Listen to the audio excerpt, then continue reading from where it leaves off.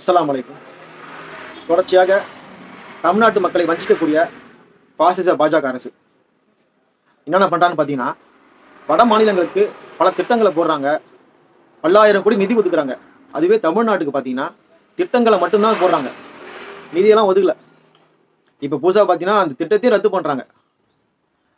உதாரணம் பார்த்தீங்கன்னா, கோவையிலயும், மதுரையிலயும் மெட்ரோ பணிகள் வரதா இருந்துருச்சு. அதை இப்போ ரத்து பண்ணிட்டாங்க. ஏன் ரத்து பண்ண அப்படின்னு கேள்வி கேட்கும்போது, மெட்ரோ கொள்கை 2017 படி 20 லட்சத்துக்கும் குறைவா உள்ள மக்கள் தொகை இருந்துச்சுன்னா, அங்க மெட்ரோ பணிகள் அனுமதி கொடுக்க மாட்டேன்னு சொல்றாங்க. நீங்க சொல்லக்கூடிய விஷயம் எல்லா மாநிலத்துக்கும் பொருந்துமா?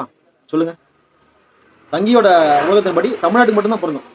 ஏன்னா வட மாநிலங்கள்ல பல நகரத்துல 15 லட்சத்துக்கும் குறைவா உள்ள ஆக்ரா, மீரட், போபால் போன்ற பல நகரங்கள்ல மெட்ரோ பணிகள் ஆரம்பிச்சு முடிஞ்சு மெட்ரோ போயிட்டு இருக்குது. தமிழ்நாட்டுக்கு மட்டும்தான் இந்த பாஜக அரசு வஞ்சிக்கும். அடுத்தது பார்த்தீங்கன்னா எய்ம்ஸ் மருத்துவமனை அடிக்கல் நாட்டி பல வருடங்களாச்சு. அதே சமயத்துல வட மாநிலத்தில் அடிக்கல் நாட்டினாங்கல்ல, அங்க எய்ம்ஸ் மருத்துவமனை இப்ப செயல்படுது.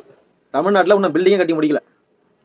எங்களுக்கு தர வேண்டியதை கொடுங்க, எங்களுக்கு தர நிதியை கொடுங்க, எங்களுக்கு சரியான திட்டத்தை ரத்து பண்ணாதீங்கன்னு நாங்கள் கேள்வி கேட்டா, நீங்க தேச விரோதி, உங்களுக்கு தேசபக்தி இல்லை அப்படின்னு சொல்லிட்டு இந்த சங்கிங்க என்ன பண்றாங்க, நம்ம பக்கமே எதிர்த்து கேள்வி கேட்கறாங்க. வேற மாநிலத்தில் ஒரு சங்கிலாம் இருப்பாங்கல்ல, அவங்க எப்படின்னா அந்த மாநிலத்துக்கு ஒன்னா அந்த மாநிலத்தின் பக்கம் நிற்கிறாங்க. தமிழ்நாட்டில் உள்ள சங்கிகள் மாட்டும் போல, நமக்கு எதுவுமே செய்யலடா நம்ம கேள்வி கேட்டா அவன் செய்யறது மத்திய ஒன்றிய அரசு செய்யறது சரிதான் சொல்லி நம்மள்ட்ட வாதம் பண்றாங்க. ஒன்றிய அரசு செய்யக்கூடிய எல்லாத்துக்கும் சப்போர்ட் பண்றது இந்த மாட்டு மொழிங்க சங்கிங்க, தமிழ்நாட்டில் சங்கிங்க தான். தமிழ்நாட்டில் எந்த அளவுக்கு வஞ்சிக்குதோ அதை நம்ம உணர்ந்து நம்ம என்ன செய்யணும், வரும் தேர்தலில் தமிழ்நாட்டு மக்கள் அனைவரும் ஒன்று என்ன செய்யணும், இந்த பாசிச பாஜக அரசையும் அதோட கூட்டணி கட்சிகளையும் வீழ்த்த வேண்டும்.